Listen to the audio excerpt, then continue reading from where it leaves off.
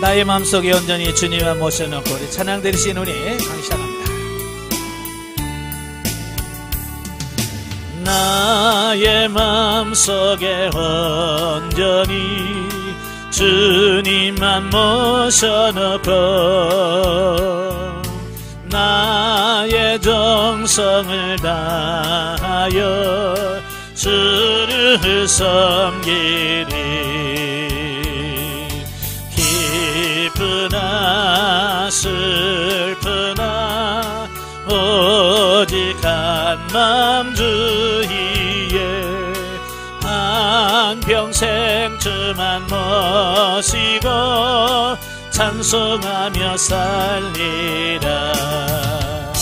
주는 나의 큰 능력, 주는 나의 큰 소망, 내가 항상 영원히 주님만을 섬기리.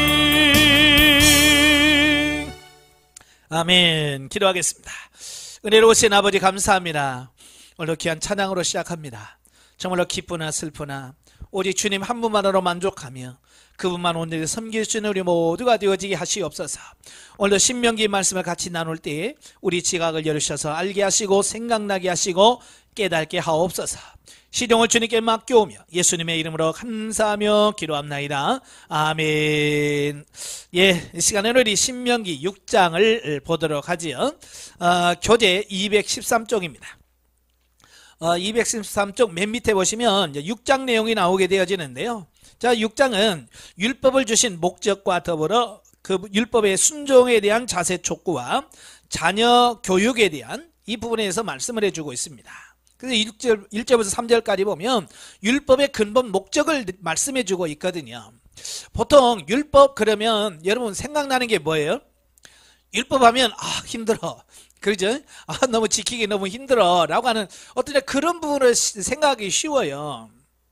그런데 모세는 그 율법을 주신 목적에 대해서 뭐라고 설명하냐면 하나님의 율법이 주어진 근본적인 목적을 인간이 하나님을 올바로 섬길 수 있게 하기 위하여 주어졌다. 그러니까 우리를 구속하고 억압하기 위해서 율법을 준 것이 아니라 우리로 하여금 어떻게 하나님을 잘 섬길 수 있는가, 그 부분을 우리에게 알려줬다 그 말이에요. 사실 율법이 없으면 우리는 하나님에 대해서 어떻게 예배를 드려야 되며 어떻게 교제를 해야 되고 어떻게 하나님께 나아가야 되는 이걸 모른단 말이에요. 그죠? 근데 율법이 있기 때문에 이렇게 하면 하나님과 교제할 수 있고 이렇게 하면 나아갈 수 있구나, 그리고 하나님과의 관계 속에서 이렇게 또 복을 받을 수 있고 이렇게 살 수 있구나 라고 하는 것을 알게 되어지는 거예요. 예, 그러니까 우리를 억압하기 위해서 율법을 주신 것이 아니라 우리를 구원하기 위해서 율법을 주셨다. 그래서 이 율법을 모르면 하나님께서 주신 구원의 길을 알 수가 없습니다. 예, 그래서 하나님께서 율법을 통해서 우리로 하여금 깨닫게 하신다. 깨닫게. 그래서 우리가 구약 성경을 잘 읽으셔야 돼요. 그러나 거기에 매이면 안 돼요. 이제 신약시대에 보면, 신약시대에 가면 로마서부터 쭉 계속해서 이단에 대해서 말씀할 때마다 첫 번째 나온 이단이 뭐냐면 유대주의적 율법주의자들이에요. 예, 그 누구냐면 예전에 유대교회에서 있다가 이제 전도를 받아서 교회에 나오죠. 예, 기독교인이 된 거예요. 그럼에도 불구하고 그들이 가지고 있던 율법적 사고와 가치관에서 벗어나지 못하고 율법에 매여 있는 사람들을 가리키는 거예요. 예, 그래서 그들은 예수 믿어가지고는 안 된다, 예수만 믿어서 안 되고, 예? 할례도 행해야 되고, 예? 율법도 지켜야 구원받는다, 이렇게 강조한다는 말이에요. 그죠? 뭐예요? 율법은 사도 바울이 말한 것처럼 몽학선생이에요. 초등교사란 말이에요. 그 역할을 정확하게 인식을 하셔야 돼요. 우리가 율법을 공부하더라도 율법을 통해서 우리가 구원받기 위해서가 아니라 방금 말한 것처럼 어떻게 하나님을 더 잘 섬길 수 있을까라고 하는 부분에서 유익을 얻을 수 있다 그 말이에요. 자, 한편 본문은 율법을 세 가지로 표현하는데, 첫째 명령과 규례와 법도라 그랬어요. 자, 여기서 명령은 하나님께서 주신 율법의 요점을 가리키는 것으로 주로 계명을 말합니다. 계명. 이렇게 하라 라고 하나님께서 우리에게 계명을 주시죠. 바로 이걸 명령이라고 그래요. 그 다음에 이제 규례라고 하는 말, 규례. 이 규례라고 하는 것은 법령적인 율법과 도덕적인 명령을 포함한 율법을 말하고요. 자, 법도라고 하는 말은 하나님과 이웃에 대하여 마땅히 해야 할 도리 또는 임무를 법도라고 이렇게 말합니다. 자, 이는 궁극적으로 하나님의 율법을 가리키는 중언법적 표현이다. 그러니까 하나님의 말씀을 강조하고 꼭 지켜야 된다라고 하는 것을 의미하는 그런 뜻에서 명령과 규례와 법도를 지켜라라고 이렇게 중언법적으로 표현했다 그 말입니다. 그 다음에 이제 4절부터 9절까지 보면 이제 율법의 대강령이라고 할 수 있는 쉐마에 대한 말씀이에요. 아마 쉐마라는 말을 많이 들어보셨죠? 쉐마라고 하는 말은 들으라 그런 뜻이에요. 그 유대인의 교육이 뭐예요? 쉐마잖아요. 쉐마 교육. 들려주는 거예요. 그가 듣든지 아니 듣든지 계속 들려주는 거예요. 자, 인간이 반드시 하나님의 말씀에 귀 기울이고 그것에 순종해야 함을 시사해주는 단어가 쉐마입니다. 이러한 쉐마는 하나님을 살아가는 명령과 하나님의 계명을 자손들에게 가르쳐야 된다는 명령으로 구성이 되어 있어요. 예. 자, 구체적으로 살펴보면 하나님의 말씀을 마음에 새겨야 한다. 예. 하나님의 말씀을 마음에 새겨야 된다는 거예요. 6절에. 예, 하나님의 말씀을 확실히 기억하고 자신의 모든 감정과 의미에서 하나님의 뜻이 드러나야 한다는 뜻이다. 예. 정말 우리 마음속에 하나님의 말씀이 어떻게 해야 돼? 새겨져야 돼요. 예, 두 번째, 자녀에게 하나님의 말씀을 부지런히 가르쳐라. 7절 말씀이죠. 그러니까 부모는 가정에서 철저한 신앙교육을 시켜서 그의 자녀들이 생명의 말씀을 지켜 행하도록 해야 한다는 거예요. 누가? 부모가. 근데요, 요즘에 부모들을 보면 자신들이 교육을 하려고를 안 해요. 그죠? 여러분 한번 교인들 보세요. 부모가 자기 다시 성경 공부 시키려고 그래? 안 하려고 그래? 안 하려고 해요. 다 어디다 맡겨요? 교회다 떠넘겨버려요. 예, 그죠? 그래서 교회 가서 네가 혼자 다 해라. 예, 확인도 안 해요. 그게 문제라는 말이에요. 교육은 가정에서부터 시작돼야 돼요. 신앙교육은 가정에서 부모를 통해서 온전하게 이루어져야 된다. 이 말씀을 하고 있고요. 네 번째로 하나님의 말씀을 항상 전파해야 된다. 7절에 하나님의 말씀은 가정, 사회 등 어느 곳에서나 대화의 중심이 되어야 하며 하나님의 말씀을 모르는 자에게 가르쳐서 깨닫게 해야 된다라고 하는 것이죠. 그래서 길을 가든지 누워서든지 앉아서든지 어떨 때라도 하나님 말씀을 계속해서 들려줘라. 그 다음에 다섯 번째는 하나님의 말씀을 기호로 삼아야 한다. 하나님의 말씀을 모든 행동의 지침이 되어야 한다는 뜻이에요. 그래서 실질적으로 경문이라고 해서 유대인들은 이 이마에다가 가죽 지갑으로 만든 지갑을 씁니다. 또 팔목에다 매죠. 예, 이것은 뭐예요? 그렇게 하라는 얘기가 아니라 그렇게 삶을 살아라 그런 얘기거든요. 예, 그러니까 가죽 상자 맨라고 해서 지키는 게 아니에요. 그렇게 살아야 되죠. 살지 않으면 의미가 없어요. 여섯 번째, 하나님의 말씀을 인간 모든 삶의 원칙으로 삼아야 된다. 8절입니다. 하나님의 말씀을 모든 생각과 계획 및 판단의 원칙과 기준이 되어야 된다. 예, 말씀이 기준이 되어야 돼. 근데 우리는 말씀이 기준입니까? 아니잖아요. 예? 어서 주워 들은 얘기, 그게 기준이 되고, 심지어 자기가 경험한 것이 기준이 되고, 예? 말씀이 기준이 돼야 돼요. 일곱 번째로 하나님의 말씀이 항상 생활에 늘 적용되어야 하다. 예, 적용되도록 해야 한다. 이론만 가지고는 안 돼요. 그래서 하나님의 말씀이 항상 우리 생활의 중심에 자리 잡게 해야 한다는 것이다. 결국 보면은 우리가 하나님의 말씀을 떠나서는 정녕 올바른 삶을 살 수 없다는 것을 잘 보여줬네. 예, 하나님의 말씀을 떠나서는 진정한 신앙생활을 할 수가 없어요. 그래서 우리가 늘 하나님의 말씀을 읽고 묵상하면서 배우면서 참 성경은 배워도 끝이 없는 것 같아요. 그죠? 예. 저는 개인적으로도 그렇고 늘 배워도 부족한 것, 예, 너무 모르는 게 투성이에요. 예. 그래서 저도 갑자기 누가 목사님 이거 뭐예요? 라고 물으면 갑자기 뻥 할 때 있어요. 예. 왜냐하면 성경이라고 하는 것은 너무 범위가 넓고 깊어요. 단순한 몇 구절 외워가지고 되는 게 아니란 말이에요. 그래서 날마다 하나님의 말씀을 읽고 묵상하는 그런 삶을 타셔야 돼요. 그 다음에 10절부터 19절까지 보면 하나님을 향한 바른 신앙. 자, 본문에서 모세는 백성들에게 그들이 가나안 땅에 정착한 후에서 그 풍성한 생활로 인하여 그들을 애굽의 종살이에서 구원하신 여호와를 잊지 말도록 권면합니다. 또한 그들로 하여금 하나님의 말씀에 순종하는 삶을 살도록 하기 위하여 마사에서의 불신앙적 사건을 상기시켜주고 있습니다. 예, 이 마사는 뭐예요? 물이 없다고 하나님께 원망하잖아요. 예. 그래서 하나님과 다투었다. 그래서 마사라고 하는 이름이 붙여졌잖아요. 자, 여기서 모세는 특히 육체적인 평안과 물질적인 풍요를 얻게 될 때에 나태해지기 쉬운 신앙 자세에 대하여 경고를 하고 있는데요. 사실 사람의 마음은요, 너무 간사하지. 근데 우리말에도 그랬잖아요. 화장실 들어갈 때의 마음과 나올 때의 마음이 다르다고 그러잖아요. 그 시간적으로 얼마나 차이 나겠어요? 예? 5분 내지 10분 차이 아니에요, 그죠?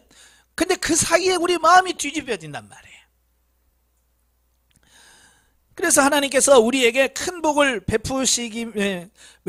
베푸시기만 하면 하나님을 더 잘 섬길 것 같다라고 하죠. 그죠? 돈만 좀 줘봐요. 그렇지만 막상 하나님께 돈 주면 어떻게 해요? 언제 하나님 섬기는지 또 잊어버리잖아요. 그래서 자기 자신이 누리는 육체적, 물질적 부유함 때문에 하나님을 망각하고 감사할 줄 모르며 신앙적으로 나태해지기 쉽다는 거예요. 참 보세요. 성도들요, 어려웠을 때는 하나님께 기도합니다. 그러나 정말로 하나님 복 주세요. 그래서 잘되고 사업이 잘되고 돈 많이 벌면요, 제일 먼저 하는 게 뭔 줄 아세요? 자기 집 사지. 넓은 집 삽니다. 그 다음에 좋은 차 삽니다. 그 다음에 사는 게 뭐예요? 골프채. 골프채 삽니다. 좋은 차에 골프채 사면요, 그 다음부터는 예배를 주일날 일부 예배 드립니다. 부지런해서가 아니에요. 빨리 예배 드리고 골프 치러 가려고. 그러니까 하나님 중심이 아니라 하나님 잊어버리는 거예요. 그래서 요식행위요, 하나님을 섬기는 요식행위가 돼버려요. 그게 문제라고 말이에요. 그러니까 물질 축복 받는 게 문제가 아니라 물질 축복 받은 다음에 우리 마음이 간사해서 그렇게 바뀌어버린다는 거예요. 이렇게 말하면 아니요, 나는 안 그래요, 절대 라고 할 수 있겠지만 그렇게 예외가 있을까요, 없을까요? 없어요. 뭐 여러분이라고 뭐 장사 있습니까? 여러분이라고 뭐 그러지 않으려라는 보장이 있어요, 없어요? 없어요. 예, 그래서 우리가 현재 생활에 감사하면서 신앙생활 잘 하시길 바래요. 뭐 더 좋아지면 할게요. 뭐 돈 좀 번 다음에 할게요. 이건 그 불가능한 거예요. 아예 안 되는 거예요, 그건. 성도 중에서 가끔 그러잖아요. 목사님요, 아파트 이 집만 하나 사놓고 내가 열심히 할게요. 요즘 집값이 얼마나 올라가는데 그 직장 생활 해가지고 아파트 삽니까? 못 사요. 네. 그럼에도 불구하고 그 욕심에 그렇게 된단 말이에요. 그래서 하나님께서 그런 거 쫓지 마라, 세상 쫓지 마, 환경 쫓지 마 라고 하는 의미에서 우리가 조금 뭔가 이뤄놓을 것 같으면 하나님께서 확 뒤집어 놔서 안 되게 만드시고, 그렇게 하는 게 어찌 보면 그게 복이에요. 안 되는 게 복이고 망하는 게 복일 수 있어요. 왜? 그로 말미암아 내 영이 깨어서 하나님을 섬길 수 있다면 그게 어찌 보면 가난해도 복이고 망해도 복인 거예요. 실로 이스라엘이 가나안에 정착한 이후에 역사를 보면 계속해서 타락과 불신앙의 어떤 그런 역사가 계속 지속이 되잖아요. 그죠? 평안하면 꼭 죄지요. 사사기 보세요. 한 40년 평안 주면 어때요? 또 우상 숭배하고 범죄하고 타락하고 그러죠. 예? 이러한 인간의 성품을 누구보다도 잘 알고 있었던 모세이기에 지난 날의 사건을 상기시키면서 권면과 경고를 하는 거예요. 그래서 여러분 어려울 때 기도하고 잘 되면 잊어버리는 습관을 버리셔야 됩니다. 예, 예, 어떤 분이 그래요. 아, 목사님 왜 하나님은 나에게 문제만 줘요? 그래. 제가 그랬죠. 집사님은 문제 안 주면 기도 안 하잖아요. 제가 그랬어요. 편안하면 기도 안 하잖아요. 그래서 가끔 새벽기도 안 나오는 집사님이 나오면 불안합니다. 저 또 뭐 문제 있구나. 반가워야 되잖아요. 그죠? 기도 안 하던 사람이 기도 안 하면 아이고 이래 정신 좀 잘했나? 이래 신앙생활 잘할래? 이래 기대가 되는데 그게 아니고 마음에서 쿵 아이고 또 문제가 있구나. 또 무슨 문제일까? 왜? 문제만 생겨야 교회에 오는 어떤 그런 부분이 있기 때문에 그런 거예요. 자, 20절부터 25절까지입니다. 신앙교육의 내용이 뭐냐? 쉽게 말하면 이제 뭘 가르칠 거냐가 중요하죠. 자, 그래서 보면은 이스라엘 백성들이 가나안 땅에 들어간 후에 그들의 자녀에게 가르쳐야 할 신앙교육의 내용이 뭐냐? 첫째가 하나님께서 그들을 애굽의 종살이에서 구원하신 사실. 어쩌면 가장 중요한 게 이런 거거든요. 하나님이 우리를 구원하셨다. 하나님이 너를 구원하셨다.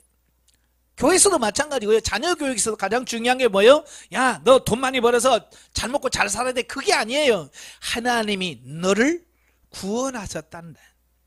그의 사랑하는 독생자 외아들을 주시면서 너의 영혼을 구원하셨다는데 이 구원에 대한 명확한 인식을 심어주는 게 중요한 거예요. 그러면 그 어떤 상황에서도 흔들리거나 요동함이 없어요.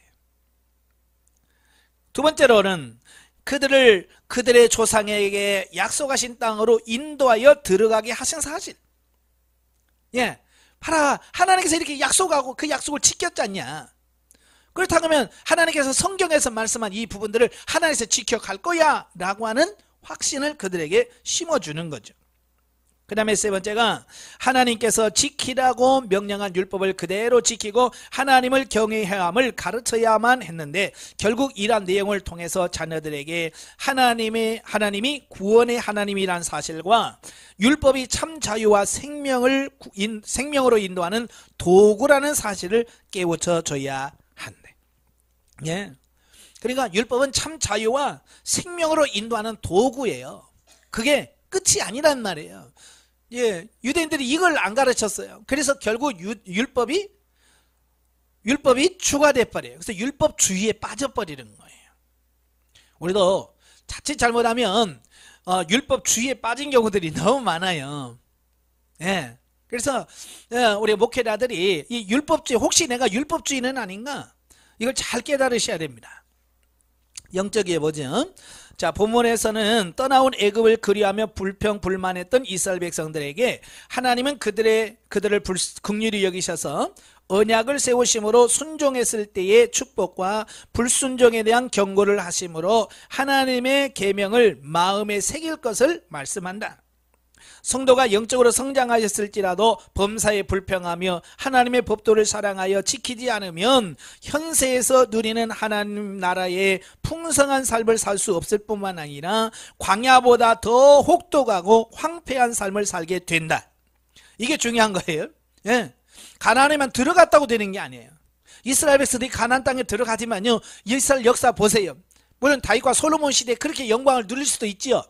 그러나요, 그건 극히 짧은 시간이었어요. 그들의 역사에 비하면 극히 짧은 시간이에요. 그리 오지 않아요. 예, 계속해서 실패의 연속이었고요.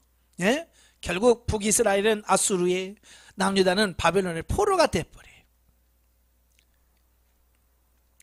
이 말은 무슨 말이에요? 성장에서도 조심해야 된다. 예, 성장에서가 더 조심해야 된다. 이 말씀을 하고 있는 거잖아요. 왜냐하면 영적인 가난의 삶은 심은 대로 거두는 삶이에요. 예, 광야는 심지 않아도 하나님께서 그냥 채워주시잖아요. 자고 일어나면 만나 주십니다. 그러나 가나안 땅은요, 안 그래요. 내가 심지 않으면 거둠이 없어요. 성장하면 여러분이 행하지 않으면 열매가 없습니다. 순종하셔야 돼요. 우리는 성령의 열매를 심고 맺을 뿐만 아니라 그 열매를 재수화할 수 있는 성숙한 성도가 되어야 한다. 이 말은 한두 번 하고 끝낼 것이 아니라 나의 평생 동안 하나님의 말씀을 지켜 순종하면서 계속해서 열매 맺는 그 삶이 지속되어야 된다. 그 얘기를 하고 있어요. 자, 7장으로 가지요. 자, 7장은 우상 타파로 지켜야 할 율법에 대한 절대 충성입니다. 1절부터 11절은 이제 이스라엘의 구별된 삶을 말씀해 주고 있는데요. 이래 보면은 이스라엘 백성들이 가나안 땅에 들어갔을 때 해야 될 게 뭐냐면 그 땅을 완전히 섬멸하는 거예요. 가나안 7족속을 완전히 진멸하는 거예요. 그리고 그들과 교류하지 말라는 거예요. 그 다음에 가나안 족속의 단과 우상을 철저하게 다 파괴해버리라는 겁니다. 그리고 이스라엘은 하나님의 백성으로서 세상과는 구별된 삶을 살도록 촉구한다라고 말씀해주고 있습니다. 자, 여기서 왜 하나님은 원래 사랑의 하나님이잖아요, 그죠? 은혜가 풍성하시고 자비가 풍성하신 하나님이신데 왜 그 가나안 7족속에 대해서는 무자비하게 불쌍히 여기지 말고 다 진멸하라고 말씀할까? 이것은 단순히 이스라엘이 정착할 땅을 얻도록 하기 위한 조처가 아니었습니다. 예, 단순히 그 땅을 차지하려면 뭐라고 그래? 쫓아내라고 하든지 그냥 살려서 너 종삼아 할 수 있잖아요, 그죠? 그런데 하나님은 그렇지 않아요. 진멸해버리라는 거예요. 왜? 첫째는 이는 가나안 족속의 차고 넘치는 죄악에 대한 심판입니다. 예, 하나님의 공의 하나님께서는요, 그들이 범죄하고 타락하니까 어때요? 그들의 죄에 대한 심판하는 거예요. 그 심판은 어때요? 철저하게 하셔야 되거든요. 그래서 진멸하라고 말씀하신 거예요. 두 번째로는 이스라엘 백성들로 하여금 가나안 족속들의 우상 숭배에 물들지 않도록 하기 위한 조처였다는 거예요. 예. 왜냐하면 그들이 살아있으면 그들과 대화하고 교제하다 보면 자연적으로 그들의 삶을 본받을 수밖에 없는 거예요. 그렇잖아요? 예. 여러분도 여러분의 친구가 누구냐에 따라서 그를 본받을 가능성이 큰 거예요. 그래서 친구를 잘 사귀어야 된다는 이유가 그거거든요. 그러니까 같이 살다 보면 그들을 늘 삶을 보다 보면 그들을 따라가는 거 아니에요, 그죠? 그래서 본받을 가능성이 많은 거예요. 따라서 가나안 족속에 대한 하나님의 진멸 명령은 하나님의 자비와 긍휼의 속성에 배치되는 것이 아니라 죄를 미워하시는 하나님의 거룩하신 성품을 이야기하고 있어요. 왜? 하나님은 거룩하신 분이라서 죄와 같이 공존할 수가 없는 거예요. 또 사실 하나님은 죄인을 사랑하셔서 당신의 독생자로 하여금 대속적 희생을 당하도록 하셨지만 죄만큼은요 철저하게 보응하시는 공의로우신 분이시다, 그 말이에요. 예, 사랑도 많으시지만 죄에 대한 심판은요 철저하십니다. 자, 우리의 죄가 있잖아요. 우리의 죄를 씻기 위해서 하나님은 자기의 사랑하는 독생자 외아들을 주셨어요. 그냥 죄 씻어주는 게 아니에요. 거기에 대해 피값을 주고 죄를 심판하신 거예요. 이게 얼마나 죄가 무서운지를 보여주는 거예요. 그냥 씻을 수 없다는 거예요. 예, 죄에 대해서는요 이렇게 철저하게 다루십니다. 그러니까 우리 믿는 사람들이 이 죄를 가볍게 여기면 안 되는 거예요. 예, 가끔 보면 그래요. 뭐 죄 짓고 회개하면 되죠, 뭐. 그 몰라서 그래. 이 죄가 심판이 얼마나 하나님의 심판이 무서운지를 안다면 감히 그 말은 입에도 꼭 못 꺼냅니다. 그 다음에 12절부터 16절까지면 계명 준수에 따른 축복에 대한 말씀입니다. 모세는 백성들에게 하나님의 선민으로서 그분의 계명에 순종하고 거룩하게 살 것을 촉구하는 데 이어서 본문에는 계명에 순종하는 자의 축복된 삶을 언급하고 있습니다. 예. 그러니까 하나님께서 야, 내 말 지켜, 내 말대로 살아 라고 말만 하지 아니하시고요, 그렇게 지켰을 때 하나님께서 주시는 복을 주시죠. 그걸 얘기하고 있는 거예요. 약속이 있단 말이에요. 약속. 그게 네 가지인데요. 첫째, 인애를 베푸신다. 12절에 하나님께서 이스라엘과 맺은 언약을 기억하고 긍휼과 은혜를 베푸실 것을 말한다. 예. 그래서 하나님은 반드시 그 말씀을, 약속을 기억하셔서 우리에게 인애를 베푸셔. 그 다음에 두 번째, 번성케 하신다. 13절이죠. 각 개인에게는 자녀의 축복을 주시고 민족으로서의 이스라엘에게는 강력한 국력을 갖게 하신다. 그래서 이스라엘 역사 나중에 보겠지만 이 왕이 이 왕은 이제 우리를 상징하거든요. 그래서 왕이 하나님의 말씀대로 잘 살면요, 그 나라가 부강해집니다. 잘 사는 나라가 돼요. 그런데 그 왕이 범죄하고 타락하고 우상 숭배하면 반드시 그 나라가 어려워집니다. 힘들어집니다. 이걸 통해서 우리에게 뭘 말씀하시냐면, 봐라, 하나님 말씀 순종하면 이렇게 복을 줘. 그렇지 않으면 이와 같은 징계가 있다. 이걸 말씀해 주고 있습니다.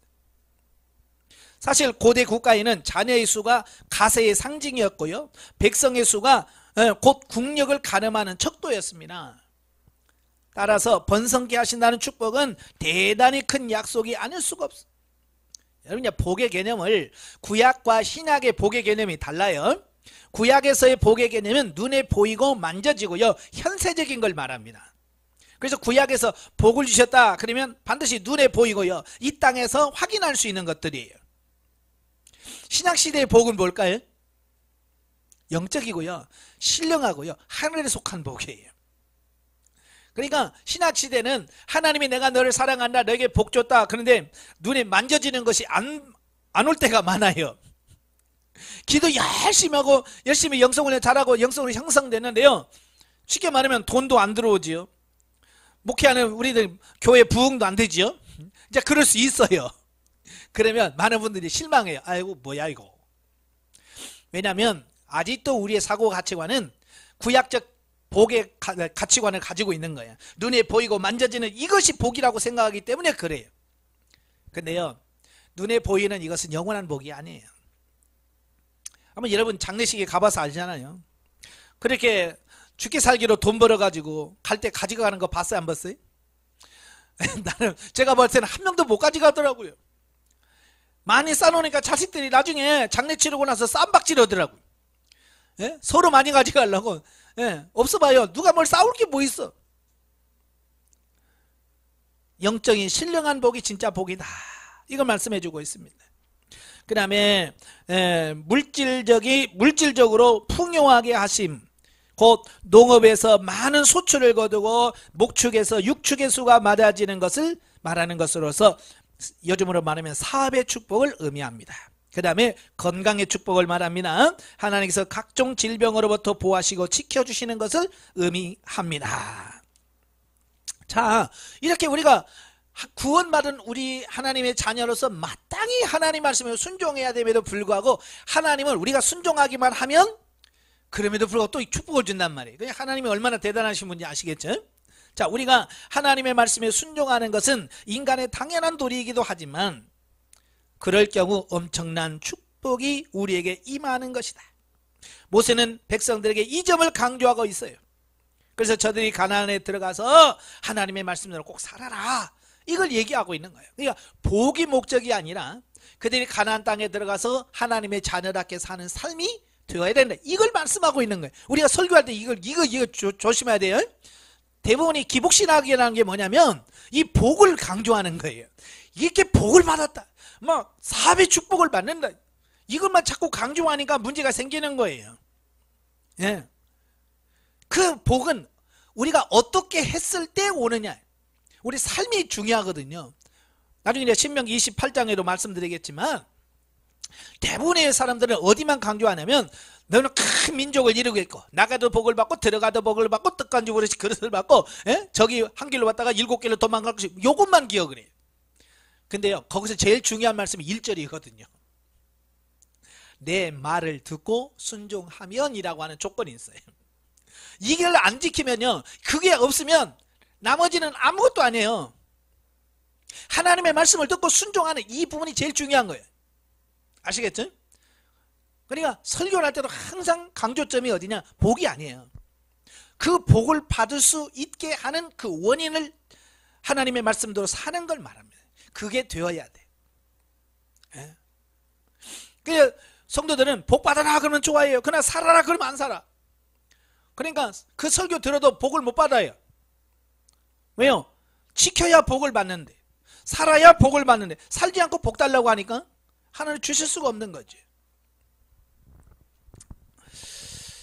자, 17절부터 26절까지 보면 이스라엘을 격려하는 모세입니다. 모세는 조만간 가나안 정복 전쟁에 임할 백성들에게 지난날 하나님이 그들을 애굽에서 구원해내실 때에 여러 기사와 하나님의 능력을 상기시킴으로써 그들이 정복 전쟁에 임함에 있어서 두려워하지 말고 담대하도록 격려하고 정복지 가나안 땅의 우상을 섬기지 말도록 다시 한번 강력하게 촉구하고 있습니다. 자, 특히 모세가 출애굽 과정에서 하나님의 능력을 강조를 많이 해요. 하나님의 능력을 강조하는데요. 사실 이스라엘 백성들은요, 어떤 군사훈련이나 철저한 조직도 갖춰지지 못했을 뿐만 아니라 가나안 7족을 진멸할 만큼 우세한 군사력을 갖춘 것도 아니었어요. 더더욱이 그들은 40여 년간의 기나긴 광야 생활로 인하여 지친 상태에 있었기 때문에 그들의 힘으로는 가나안 정복 전쟁은 도저히 승리할 수 없다는 거예요. 모세 보니까 이건 그들 힘으로는 감당이 안 되는 거예요. 그럼에도 불구하고 가나안 정복 전쟁에서 넉넉히 승리할 수 있었던 것은 헤스본 왕 시온이나 바산 왕 옥을 정복할 때와 마찬가지로 하나님이 그들과 함께 하셨기 때문이다. 모세가 강조하는 게 이거예요. 야, 니들 힘으로 이기는 게 아니야. 니들 힘으로 정복하는 게 아니야. 하나님이 너희와 함께 하셔서 너희를 승리케 하시는 거야. 이걸 강조하는 거거든요. 여러분도 마찬가지예요. 하나님이 하셨음을 강조하셔야 돼요.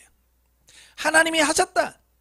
그래서 더 하나님을 의지하게 하고 하나님을 믿고 순종했을 때 가나안 정복 전쟁에서 승리할 수 있다는 걸 보여주시려고 모세가 일부러 이렇게 하나님의 권능, 능력을 자꾸 강조하는 거거든요. 여러분도 마찬가지예요. 하나님의 능력을 믿으시길 바라요. 예. 자, 오늘날 우리가 세상과의 영적 전쟁에서 승리를 거둘 수 있는 비결은 우리의 힘과 지혜를 의지하거나 세상과 타협하는 것이 아니라 오직 역사를 주관하시는 하나님의 능력을 믿고 그분의 주권을 인정하여 그에게 온전히 의지하는 신앙에 있다. 예, 철저하게 하나님을 믿고 의지할 때 되는 거예요. 정말 목회자들은요, 이거 빠지면 안 돼요. 참 저도요, 젊었을 때 막 한참 잘 나가면요, 나도 모르는 사이에요, 내가 마치 잘나서 된 것 같은 그런 생각이 쑥 올라와요. 그죠? 설교도요, 막 잘 될 때 있거든요. 그죠? 그러면 야, 내가 진짜 설교 잘하나 보다. 그러죠? 근데 어느 날 갑자기 죽을 팍 쓰게 하세요. 그러면 죽을 쓰면서 뭘 생각을 해요?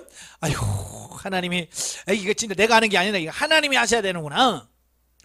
그래서 설교하면서 하나님께 기도하는 거죠. 하나님, 내가 설교하는 게 아닙니다. 하나님이 도와주세요. 그래서 철저하게 하나님을 의지하고 하면 또 돼요. 이런 걸 경험시켜 주거든요. 이건 뭘 말해요? 네가 하는 게 아니다. 내가 하는 거야. 나를 철저히 믿어. 라고 하나님께서 그걸 통해서 말씀해 주시는 거거든요.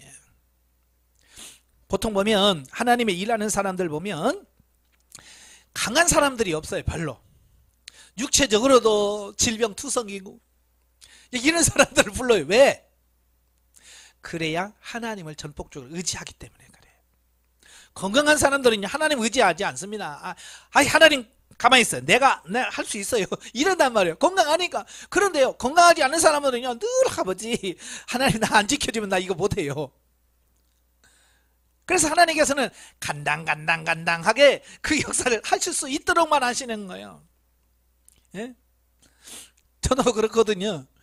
어떤 분이 저한테 그래, 목사님은 참 좋겠어요. 그렇게 강의하고 그렇게 해도 목도 안 쉬고.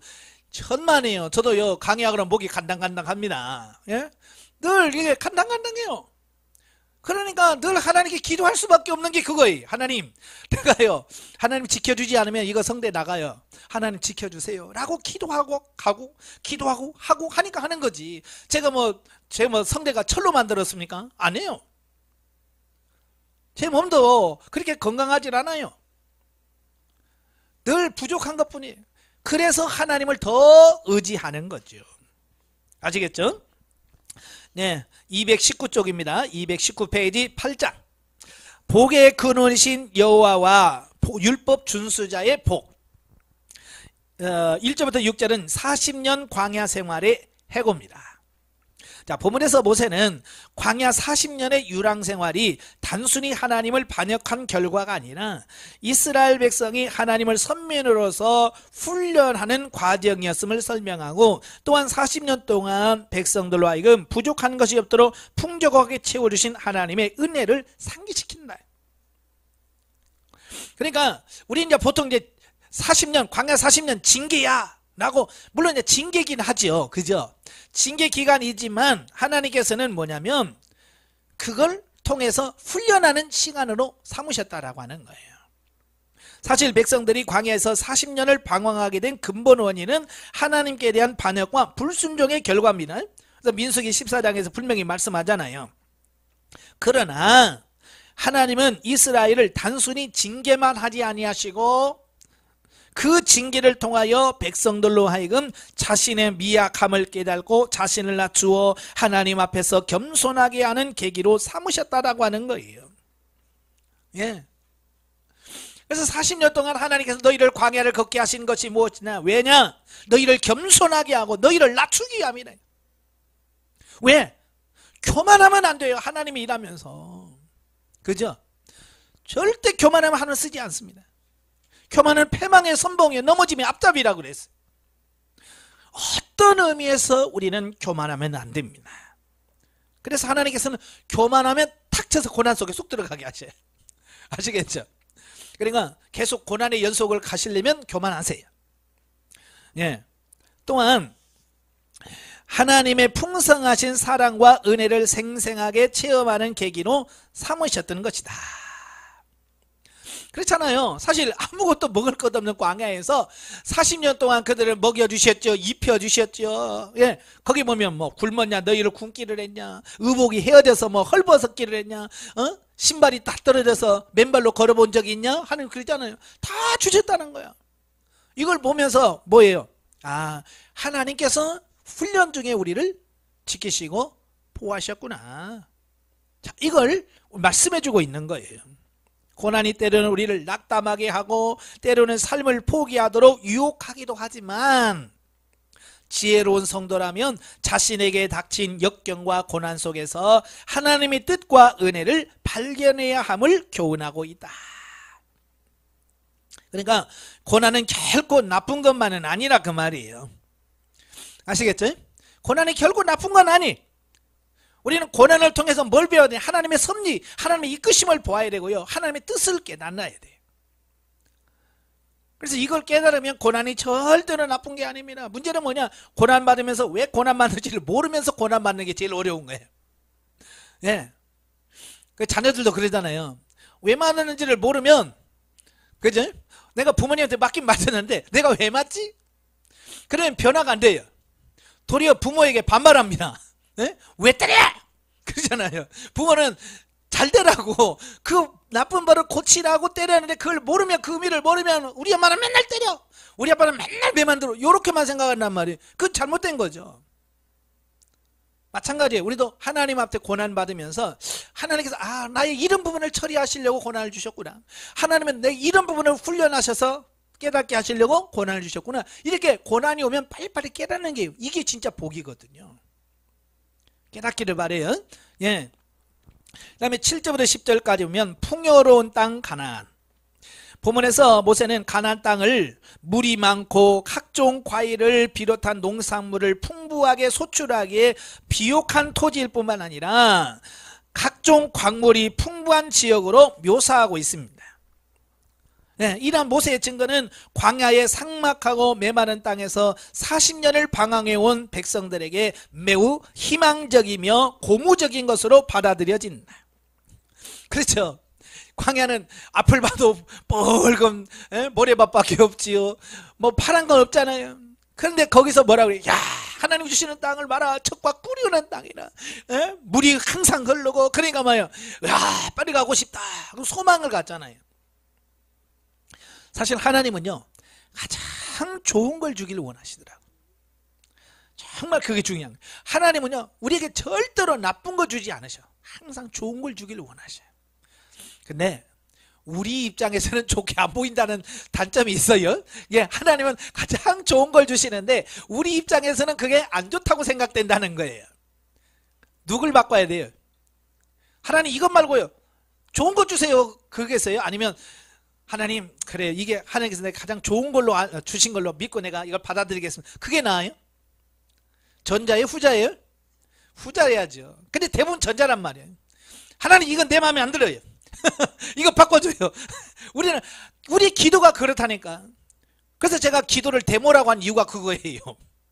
데모는 뭐냐면 위에서 뭘 줄 때 마음에 안 드니까 내가 원하는 대로 해달라고 쉬하는 게 데모잖아요. 그죠? 예를 들어서 회사에서 이번에 월급 5%만 올려준다. 그러면 노동자들을 뭐예요? 10% 올려달라. 이거잖아요. 그래서 마음에 안 든다. 데모하자. 그래서 막 으쌰으쌰 하잖아요. 우리가 지금 하나님께 그러고 있다니까요. 하나님이 내가 이거 줄게. 그러면 아멘하고 감사로 받아야 되는데 그것 말고요. 다른 것 줘요. 여러 거 있더라고 말이에요. 그래서 뭐라고? 그냥 기도만 단순히 기도만 하면 괜찮은 게?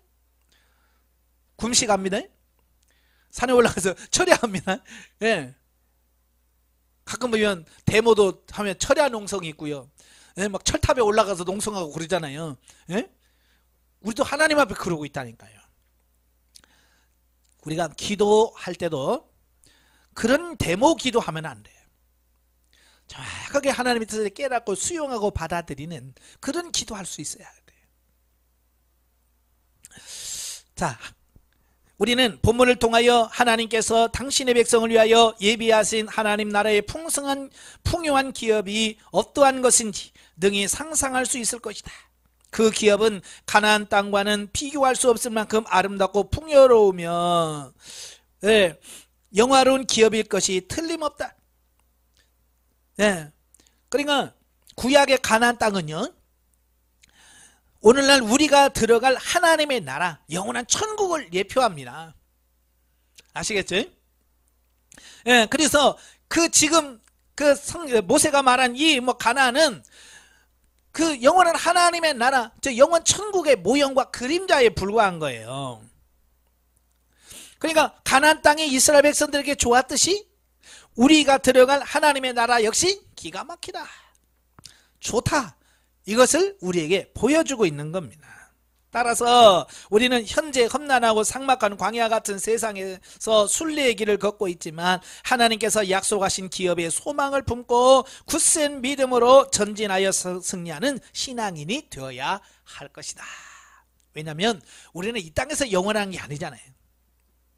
이 땅에서 영원히 살려면 어떻게 해야 돼요? 아니, 이 땅에서 영원히 살 것 같으면 이 땅에서 다 받아야 되죠. 그죠? 그렇지만 우리는 이 땅에서 영원한 게 아니잖아요. 모세가 말한 것처럼 우리의 연수가 70이요 강건해봐야 80이다. 그것도 화살이 날아가는 것처럼 쉽게 훅 지나간다. 그래서 이 땅에 소망을 두지 않냐고 영원한 하나님의 소망을 둬야 된다, 그 말입니다. 자, 그 다음에 이제 11절부터 20절까지 보면 백성들의 본문을 보면 모세는 6장 10절에서 19절과 맥을 같이 하는 이스라엘의 자만과 그로 인해 배신행위를 다시금 엄히 경계하고 있습니다. 즉, 첫째, 가나안 땅에서의 풍요로운 삶으로 인하여 교만해져서 하나님을 잊어버린 일이 없도록 다시 권면합니다. 자, 왜 또 이렇게 또 얘기할까요? 아까 6장에 얘기했는데 또 8장 또 얘기할까요? 네, 우리는 그럴 가능성이 그만큼 많다는 얘기예요. 그럴 가능성이 그만큼 크다는 거예요. 그래서 또 얘기하고 있는 거예요. 배부르고 등 따시면요 쉽게 기도 안 됩니다. 그죠? 여러분 다 경험해 보셨잖아요. 배부르고 등 따시면 그냥 집에서 편하게 쉬고 싶지 교회 가서 기도하고 싶어요? 안 하죠. 그래서 하나님께서 적당하게 고난을 주시는 겁니다. 두 번째로 하나님의 크신 은혜와 사랑을 길이 기억하라는 당부와, 이걸 잊으시면 안 됩니다. 하나님께서 내게 어떤 은혜를 베푸셨는가, 이걸 기억하셔야 돼. 또 세 번째, 자신이 누리는 축복이 스스로 노력과 수고의 결과인 것처럼 교만하지 말라는 교훈과, 우리가 아주 쉽게 범하는 실수거든요. 뭐든지 잘 되면 내가 잘해서 되는 것처럼, 마치 히스기야가 시건 기도회가 나왔잖아요. 그죠? 낳아놓고 바벨론의 사신들이 오니까 하나님 오는 데가 안 되었고 지자랑하고 있잖아요. 예? 예, 참고 보여주고 말이지. 아, 내가 이렇게 많다. 뭐 자기가 마치 대단한 사람처럼 착각하면서 자랑하고 있잖아요. 모두가 하나님의 은혜임을 기억하고 은혜라고 하는 사실을 고백해야 돼요. 네 번째, 혹시라도 다른 신을 섬기고 쫓지 말라는 경고를 하고 있습니다. 사실 인간은 물질적 풍요를 누리게 될 때 자칫 교만해져서 방종하기가 쉽고 하나님이 은혜와 사랑을 잊어버릴 뿐만 아니라 아예 하나님을 버리고 자신의 힘이나 지혜만을 의지하는가 하면 세상의 물질과 풍요를 자신의 신으로 삼고 허황된 삶을 살기가 쉽다. 예. 이건 뭐 다들 뭐 여기서 나는 안 그러겠지라고 생각할 거예요. 그죠? 근데 제가 경험한 바로 의하면 예외가 없어요. 예. 예외가 없습니다. 그러나 성도는 마땅히 물질적으로 넉넉해질수록 더욱 겸손해야지 하며 하나님께서 우리에게 주신 모든 것을 선용함으로써 하나님께 영광을 돌리는 삶을 살아야 할 것이다.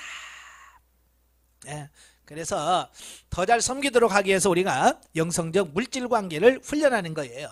그래서 하나님께서 주신 물질을 어떻게 잘 쓸 거냐, 세상과 육신을 위해서만 쓸 것이 아니라 하나님의 나라와 하나님의 영광을 위해서 쓸 줄 아는 그런 훈련이 필요해. 자, 영적의 먼저 하나님은 이스라엘 백성의 광야 훈련을 통하여 그들을 연단하시고 시험하셨다.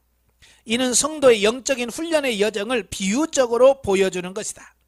우리는 우리의 내면에 감추어진 악한 요소들을 처리받기 위해서 자신을 부단히 훈련의 장으로 내몰아야 한다.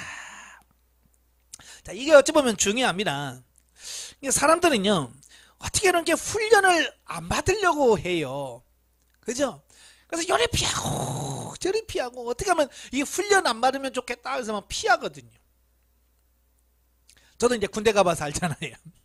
군대 가면요, 뭐 군인은 당연히 훈련 받아야 되잖아요. 그죠? 그래야 훌륭한 군인이 되죠. 근데요, 거기 보면 그렇게 훈련 받기 싫어요. 이렇게 뺀질뺀질한 사람들이 꼭 있어요. 예? 그래서 막 안 아픈데도 아프다고 그러고, 예? 꼭 휴가 갈 때도요, 무슨 훈련이 있다 그러면 꼭 그때 휴가부터 보내려고 그러고요. 그렇거든요. 그래가지고 지는 편할지 모르지만 어떻게 훌륭한 군인이 되겠어요? 안 됩니다. 우리가 일부러라도 하나님 앞에 주님, 나를 훈련시켜 주세요. 하나님 나라에 필요한 일꾼이 되도록 나를 훈련시켜 주세요 라고 하나님 앞에 좀 훈련 좀 시켜달라고 좀 부탁할 수 있는, 그런 기도할 수 있는 성숙한 사람이 돼야 돼요. 왜? 훈련 없이는 변화되거나 성장할 수 없다는 걸 알기 때문에 그래요. 같은 이스라엘 백성이지만 기성세대는 하나님을 원망하고 불평함으로 광야에서 죽어갔고, 새로운 세대는 하나님의 말씀에 복종하여 가나안 땅을 정복하고 소유했던 것처럼 이전에 우리의 삶을 지배하던 옛사람은 파쇄되어 예비되어진 하나님 나라의 현재성의 삶을 누리는 자가 되어야 할 것이다. 예. 그러니까 같은 이스라엘 백성들이잖아요. 근데 애굽에서 살다가 나온 그 선조들은 그렇게 불평과 원망을 해요. 그죠? 물이 없으면 물 없다고, 먹을 것은 먹을 없다고. 그냥 하나님, 물이 없는데요, 좀 주세요. 그럼 얼마나 좋아. 근데 원망부터 해. 우리를 죽이려고 그랬습니까? 그러잖아요. 아니, 하나님이 죽이려고 데려왔어요. 살리려고 데려왔지. 근데 그들은 사사건건 원망하고 불평해. 그래서 광야에서 다 죽은 거예요. 그러나 후세대들은 그렇지 않아요. 앞으로 보면 달라지잖아요. 원망하지 않아요. 요단강 건널 때도 마찬가지예요. 만약에 요단강가에 옛날, 그러니까 출애굽한 이스라엘 백성들을 바로 요단강가에 갖다 놓고 강도 갈라지지 않고 건너가라 그랬으면 뭐라고 했을 것 같아요? 아마 모세한테 돌 던졌을 거예요. 니 미쳤냐? 너 죽으라고 지금 우리를 건너가라고 그래? 아마 돌 던졌을 거예요.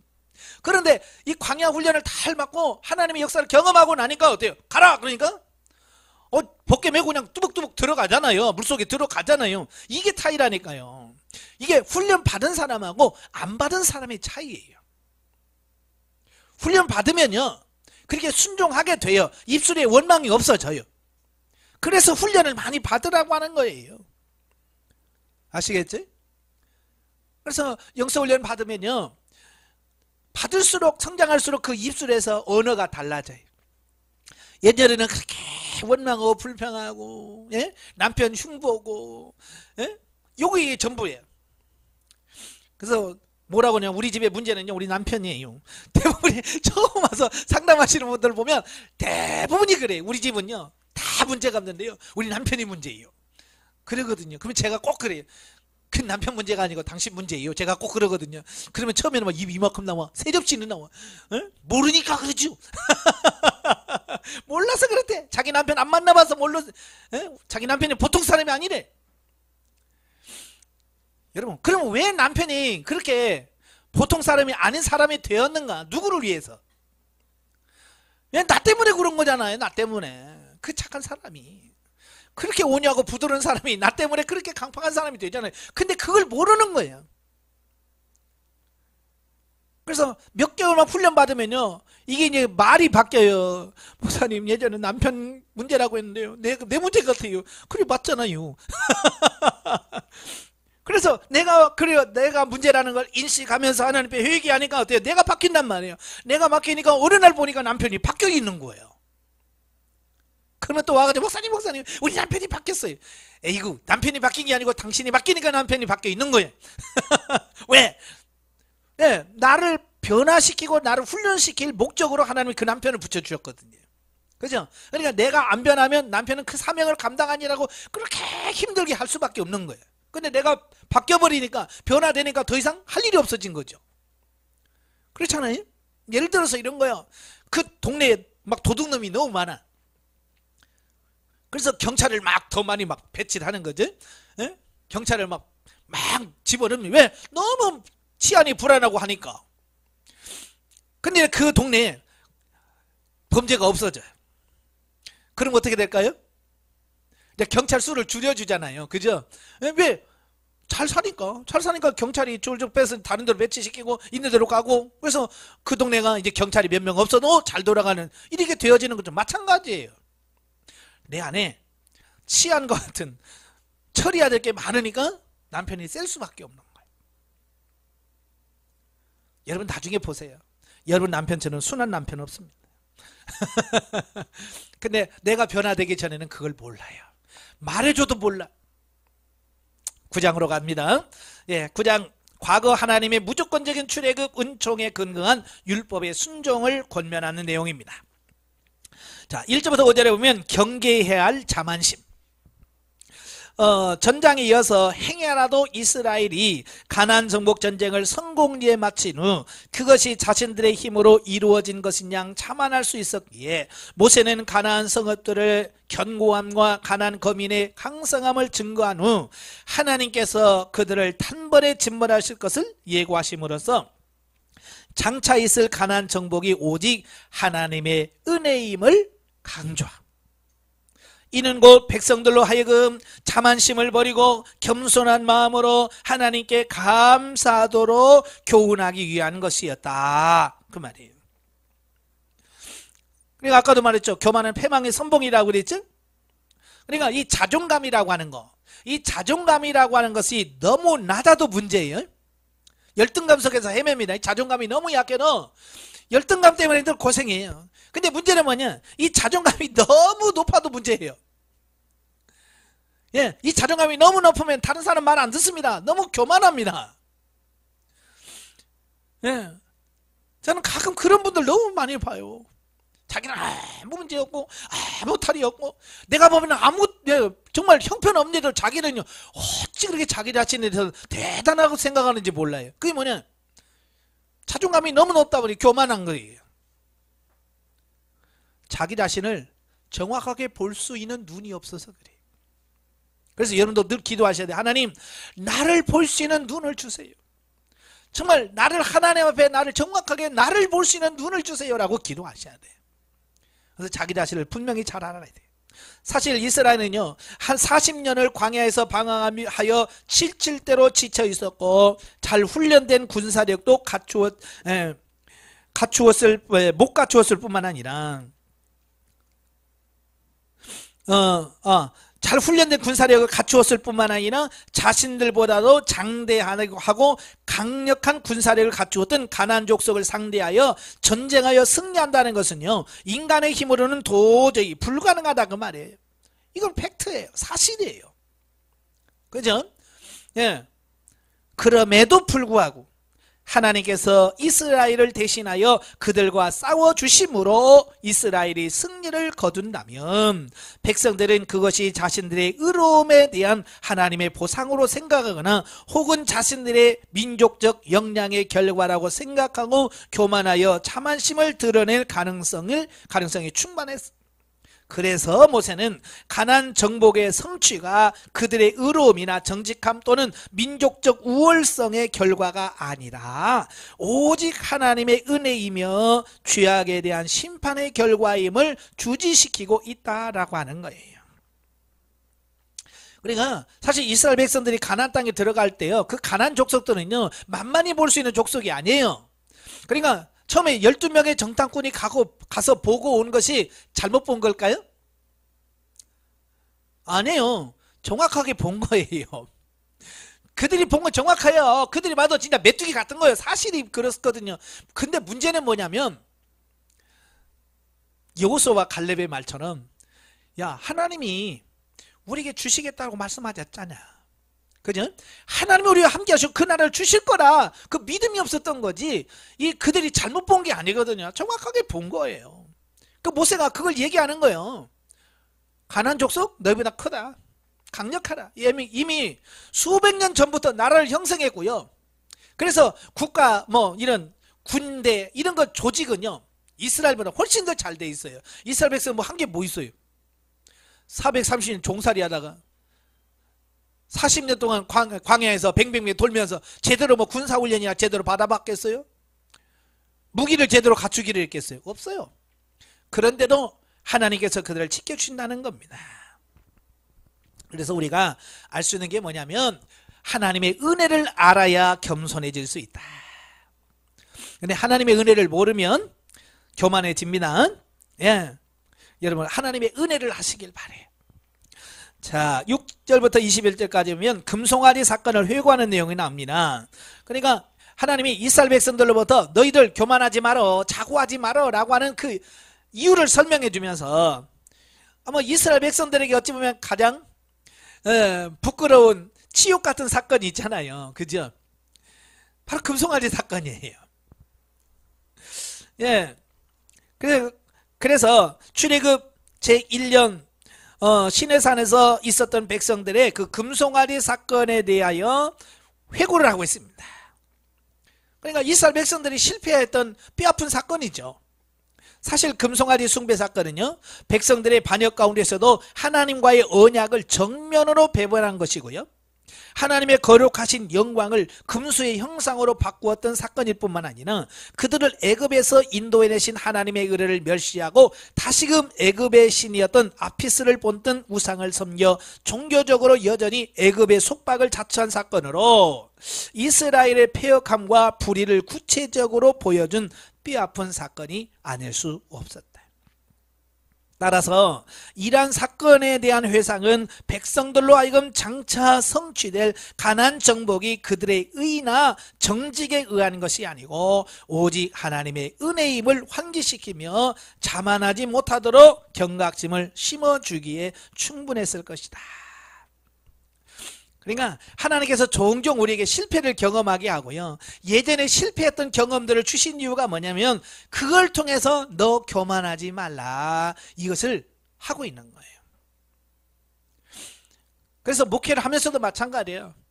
처음 개척해서요 실패했던 분들은요 교만하지 않아요. 교만할 수가 없어요.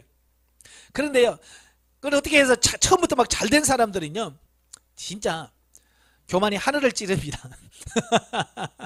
예. 그래서 예, 한 번은 실패를 좀 해봐야 돼요. 그러니까 이스라엘 백성들도 마찬가지. 너 금송아지 그러면 그냥 고개가 저절로 숙여지는, 그랬죠, 맞죠, 우리는 그런 사람이에요 라고 스스로 인정할 만큼의 큰 실패담이죠. 어때요? 여러분 그런 게 있어요, 없어요?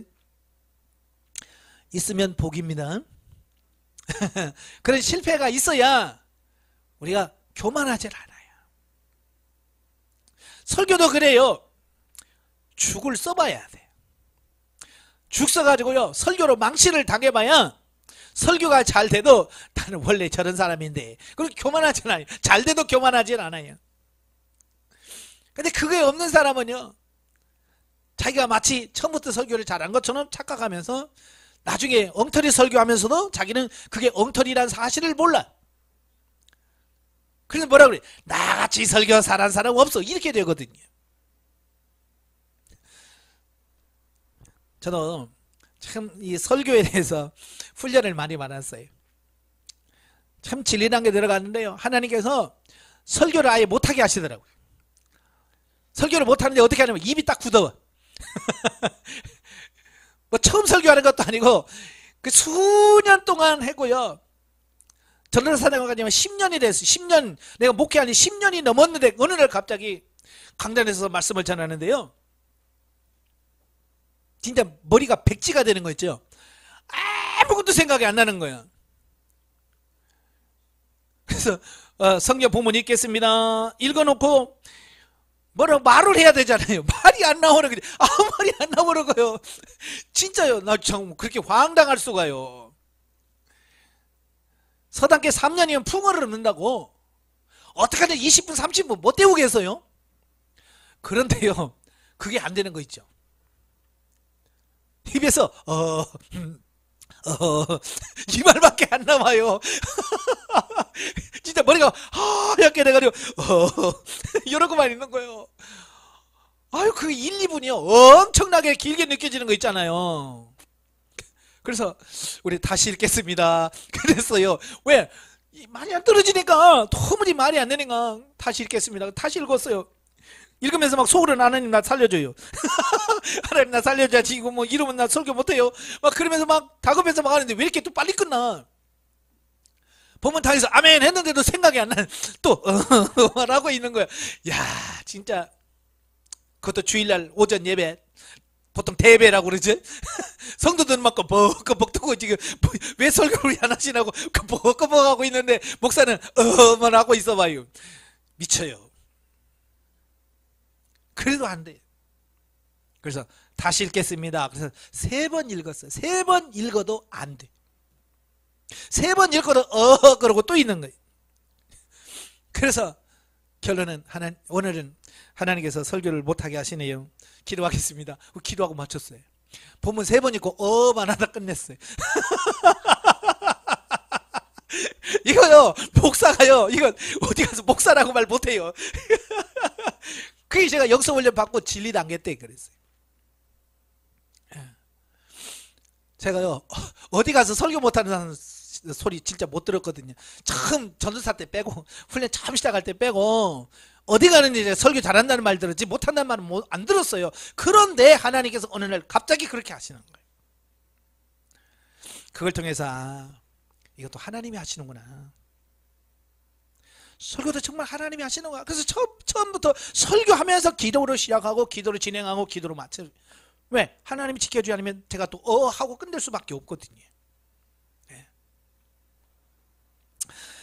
자, 결국 이상과 같은 사건들은 이스라엘이 하나님의 특별한 사랑과 축복을 받을 만한 공로나 의가 전혀 없는 패역한 자들이었음을 잘 보여주며, 그럼에도 불구하고 그때마다 모세의 중보기도를 통해서 하나님께서 그들에게 절대적인 은혜와 사랑을 베푸시고 인도하셨다라고 하는 거예요. 예. 하나님께서 은혜를 베푸셨는데 그걸 몰라, 또 범죄. 그러면 모세가 또 살려주세요 하고 중보기도 하잖아요. 자, 여기서 우리가 중요한 게 뭐예요? 중보기도가 그래서 중요하다는 얘기예요. 만약에 하나님께서, 모세가 이게 이놈들 귀찮아요, 하나님 싹 쓸어버려. 그럼 어떻게 됐을까요? 성경이 지금 어떻게 지금 성경이 아니겠죠? 다른 성경이 기록되어 있을 거예요. 그러나 모세가 생명책에서 내 이름을 지워주세요 막 그러면서 기도하니까 하나님께서 용서해 주시고 세워주신 거예요. 오늘 여러분도 마찬가지예요. 교인들이나 다른 사람이 죄 실수를 보면 정죄하거나 판단하지 마시고 모세가 정말로 중보기도 했던 것처럼 중보기도해 줄 수 있는 저와 여러분이 되셔야 됩니다. 자, 넘겨서 10장입니다. 과거 하나님의 출애굽 구원의 은총에 근거한 율법 준수 권면. 1절부터 5절 회복된 언약 관계. 자, 앞장에서 모세는 그 금송아지 우상 숭배 사건으로 하나님과 이스라엘 간의 언약 관계가 단절된 것에 대한 회고라면, 보면은 이제 모세의 중보 기도를 들으신 하나님께서 파괴된 언약 관계를 회복시켜 주는 데 대한 회고입니다. 참 이게 하나님이거든요. 예? 하나님께서 우리가 범죄하면 언약을 깨뜨리시잖아요. 그렇지만 어때요? 회개하면 다시금 그 관계를 회복시켜 주더라 그 말이에요. 그래서 하나님께서는 모세에게 너 다시 돌판 만들어 가지고 올라와라. 내가 전과 같은 똑같은 계명을 다시 써주겠다라고 말합니다. 그래서 모세가 그 돌판에 가지고 시내산에 올라갔을 때에 하나님께서 친히 그 돌판에다가 십계명을 기록해서 주시고, 뿐만 아니라 그 돌판을 보관할 언약궤를 만들려고 하시고, 그러신 거예요. 그래서 이 다시 내가 그 돌판에다가 언약궤를 써주겠다라고 하는 말은 뭐예요? 관계의 회복을 의미합니다. 관계 회복. 예를 들어서 이런 거예요. 여러분이 가지고 있는 집을 팔기로 어떤 분하고 계약서를 썼어요. 계약서를 다 썼는데, 도장까지 다 찍었는데, 계약해놓고 자꾸 막 불평을 나고 막 불만을 많고 막 그러면 화가 나. 그럼 어떻게 해요? 여러분 착해서 그냥 그래서 참으세요 그러겠어요? 그러면 그냥 이거 깹시다. 어떤 걸 합시다 그러고 찢을 수 있잖아요. 여러분 성질이 안 그래요? 너무 착해서. 저 같으면 자꾸 그러면 찢죠. 이거 내가 이거 이익 보려고 그래. 이거 언약 없던 걸로 합시다. 계약 없던 걸로 합시다. 할 수 있잖아요. 예? 아직 잔금 안 치르고 계약서만 썼으니까. 찢을 수 있단 말이에요. 그런데 아이고 내가 잘못했어요. 아이고 이거 용서해 주세요. 아이고 그러면 어떻게 해요? 계약서 다시 가져와요. 씁시다. 그렇게 되잖아요. 그건 뭐예요? 첫 번째 언약이 깨졌을 때 그걸 다시 회복시켜 주는 게 말이에요. 그러니까 첫 번째 돌판은 모세가 가지고 내려왔는데 와서 보니까 금송아지 만들어서 막 난리치고 있거든요. 그러니까 모세가 그 돌판을 깨트려 버렸어요. 이건 뭐예요? 하나님과 언약 관계가 깨졌다. 그걸 상징적으로 보여주는 거잖아요. 그러니까 계약서를 찢는 것은 뭐예요? 이래 너와 나와 맺은 계약은 깨진 거야. 그냥 그런 뜻이잖아요. 예? 그런데 모세의 중보 기도를 통해서 다시 회복시키다. 그래서 계약서 다시 써줄게. 돌판 가지고 와. 그래서 회복시켜 주잖아요. 그게 하나님의 은혜라 그 말이에요. 사실 이스라엘 민족과 하나님 간에 맺은 언약은 백성들의 일방적인 계약 위반으로 말미암아 파괴되었어요. 즉 그때 당시 첫 번째 십계명 돌판이 모세에 의하여 파괴된 것은 하나님과 이스라엘이 맺은 언약이 파괴된 것을 상징했다. 따라서 하나님과 이스라엘 간에는 더 이상 아무런 관계가 없는 사이가 되었고, 백성들은 자신의 범죄로 말미암아 멸망받아야 마땅했어요. 왜? 계약이 성립이 안 돼 있으니까. 그러나 모세의 자기 희생적 중보기도와 하나님의 자비와 국률하심으로 인해서 이스라엘은 하나님과 그들 간에 체결되었던 언약을 회복할 수 있었다. 하지만 언약이 체결되었음을 상징했던 돌판이 파괴되었으므로 그 언약이 회복된 것을 증명하기 위해서는 반드시 언약의 두 돌판이 재기록되어서 보관되어져야 한다는 거예요. 그래서 하나님께서 모세에게 본문에서와 같이 치시를 내린 거다라는 거예요. 자, 6절부터 11절 종교 체제 정비. 자, 보면은 대제사장 아론의 사후 그의 아들 엘르아살이 대제사장직을 계승한 사실과 성막 봉사를 담당할 레위지파를 구별하여 하나님 앞에서 봉사하게 한 사실을 및 이스라엘을 위한 모세의 중보 사역을 언급을 하고 있어요. 자, 그런데 엘르아살이 대제사장직을 계승할 때는 출애굽 제40년 5월 1일입니다. 민수기 33장 38, 39절에 나오죠. 또 레위 지파를 구별하여 성막 봉사의 직임을 맡긴 것은 출애굽 제2년 1월 1일로서 민수기 3장 5절부터 13절, 8장 5절부터 22절. 그러니까요, 이 사건은요, 이미 40년 전, 거의 40년 전에 있었던 일들이거든요. 시간적 차이가 많아요. 그럼에도 불구하고 모세가 본문에서 함께 언급하고 있는 것은 두 사건이 하나의 사실과 연관을 맺고 있기 때문이다. 즉 그것은 하나님께서 이스라엘의 범죄에도 불구하고 그들에게 하나님의 선민으로서 살기에 적합한 체제를 주신 사실을 상기시키는 것이다. 다시 말해서 백성들이 가나안 땅에 들어갈 수 있게 된 것이 전적인 하나님의 은혜요 사랑의 결과임을 환기시키고 당신의 약속을 변함없이 성취해 가시는 하나님의 신실하심을 증거하고자 한 것이다. 모세가 굳이 과거 사건을 계속해서 회상하고 있는 것도 바로 이러한 사실들을 백성들에게 주지시키기 위함이다. 예. 그러니까 너희들이 가나안 땅에 들어간 것은 너희가 잘나거나 똑똑하거나 뭐 의로워서가 아니라는 거예요. 전적인 하나님의 은혜로 된 것이다. 자꾸 이걸 강조하기 위해서 이와 같은 과거를 회상하고 있는 거예요. 12절부터 22절까지 보면 이제 하나님에 대한 마땅한 자세, 지금까지 백성들의 죄악에도 불구하고 그들에게 은혜를 베푸신 하나님의 사랑을 회고한 모세는 이제 본문에서 은혜를 입은 자로서 백성들이 당연히 해야 할 도리에 대하여 교훈을 하고 있습니다. 예, 그렇게 마땅히 우리가 들어갈 자격도 없고 능력도 없는데 하나님께서 들어가게 하시고 그 땅을 주셨단 말이에요. 그러니까 그 하나님의 은혜를 받은 이스라엘 백성들이 하나님 앞에서 어떻게 살아야 되느냐, 그 삶에 대한 부분을 말씀해 주고 있어요. 첫째가 하나님을 경외하라는 거예요. 하나님을 경외하라. 자, 하나님의 권능과 위엄에 대하여 두려움을 갖고 그분에게 모든 존귀와 영광을 돌리라. 그런 말씀이에요. 예, 경외라고 하는 말은 말 그대로 두렵고 떨림으로 섬긴다, 그런 뜻이거든요. 예. 그러니까 하나님을 그렇게 가볍게 보지 말라는 거예요. 하나님은요, 생사화복을 주관하시는 분이, 우리를 살리기도 하시고 죽이기도 하시고요, 망하기도 하시고요, 흥하기도 하시는 그분이 누구냐? 하나님이에요. 우리가 그분을 경외하실 수 있기를 바라요. 예, 자칫 잘못하면 우리가 하나님을 뭐라 할까요? 가볍게, 너무 우습게 가볍게 여길 수 있거든요. 그래서 심지어는 하나님을 가지고 농담을 하기도 하고요. 자, 그렇거든요. 예, 그러시면 안 됩니다. 예, 여호와의 이름을 망령되이 이끌지 말라. 하나님의 이름을 함부로 취급하면 안 됩니다. 둘째, 하나님께서 명령하신 모든 도를 행하라 그랬어요. 모든 생활이 하나님의 거룩하신 뜻에 조화되게 해야 한다는 말이다. 예, 그래서 우리의 삶이 하나님께서 말씀하신 대로 살아져야 돼요. 이렇게 살아라 그러면 네 하고 하나님께서 말씀하신 대로 사는 그런 훈련이 돼야 돼. 근데 우리는 내 맘대로 살았던 그 어떤 그런 훈련이, 그런 삶이 너무 많아요.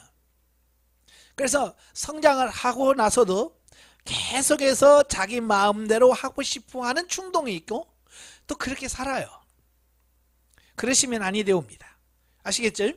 예, 하나님께서 말씀하신 대로, 하나님께서 이렇게 해라 그러면 네, 이렇게 살아라 네, 이거 하지 마라 네, 하나님께서 말씀하신 대로 살 수 있는 그런 삶이 되셔야 돼.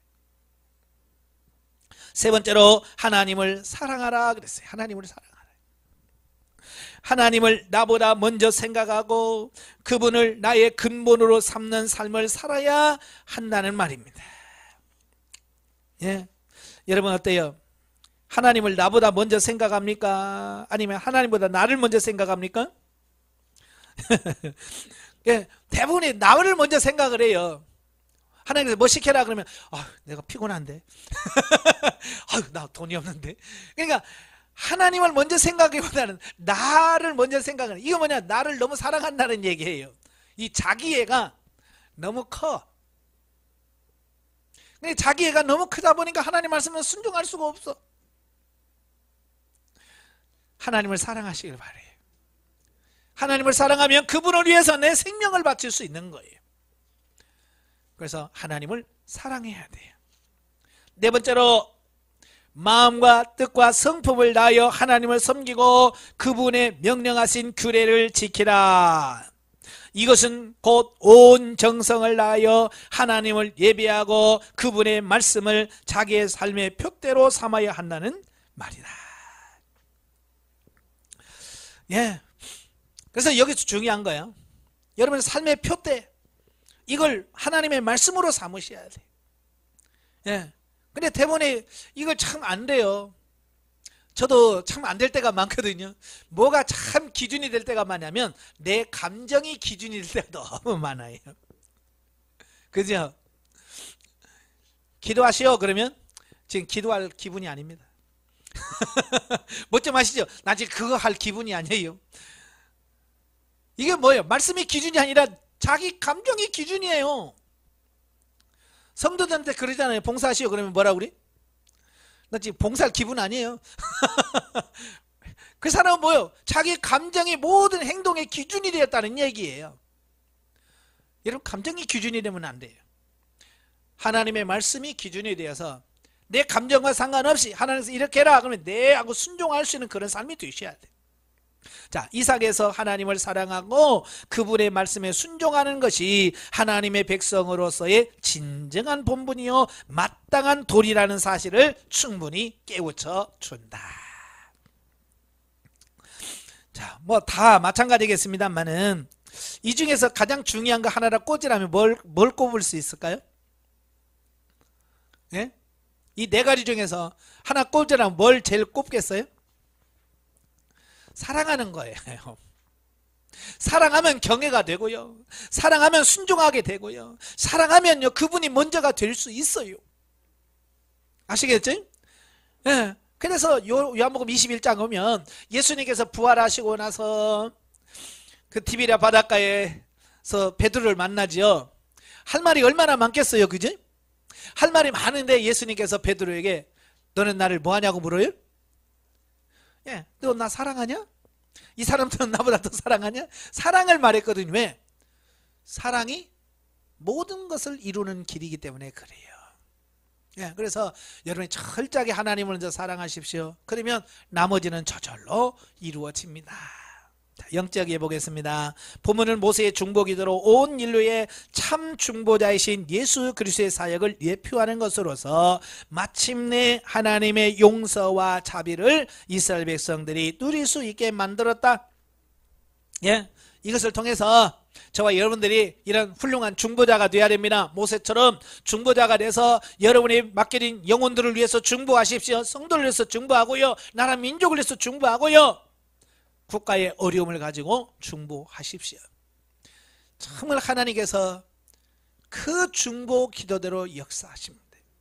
예. 저는 이 중보 기도의 능력을 믿거든요. 그래서 저는 일기예보를 보면 꼭 하나님께 기도해요. 비가 많이 온다고 하면 하나님 이 폭우 중에서 이 민족을 지켜주시고 이 백성을 불쌍히 해주세요. 기도해요. 그러면 희한하게요. 태풍이 밑으로 쏠리고요. 왜 비가 많이 온다고 예보했는데 비가 그냥 슬그머니 지나가고요. 그래요. 그걸 보면 하나님께서 정말 내 기도를 들으시나? 그 일기예보까지도 저는 기도하면서 그걸 경험하는 거예요. 아무도 나 안 믿어줘도 괜찮아. 나 가짜요 거짓말이라도 상관없어. 왜? 나는 내가 기도했고 내가 기도한 대로 그렇게 되어지는 걸 보면서. 그래서 저는 혼자 기도 안 하고 공개적으로 기도합니다. 네. 주일 예배 때도 태풍이 온답니다. 하나님 이 민족을 지켜주세요. 이 나라를 보호해 주세요. 하면 갑자기 오던 태풍이 방향을 틀어요. 예, 우리나라를 이렇게 정통으로 통과한다는 태풍이 남해안으로 빠져서 일본 쪽으로 가버려요. 참 신기해요. 예. 이게 중보기도의 능력이에요. 여러분도 기도하세요. 아시겠죠? 네, 기도하겠습니다. 은혜로우신 아버지 감사합니다. 오늘 말씀을 통해서 정말 구원받은 하나님의 백성으로서 우리가 하나님 앞에서 어떻게 살아야 되는지를 잘 들었습니다. 정말 하나님만을 사랑하고 그 말씀을 따라 순종해가는 우리 삶이 되어지게 하시고 또 주님의 마음으로 충부할 수 있는 우리 모두가 될 수 있도록 도와주시옵소서. 예수님의 이름으로 감사하며 기도합나이다. 아멘. 하나님께 드립니다.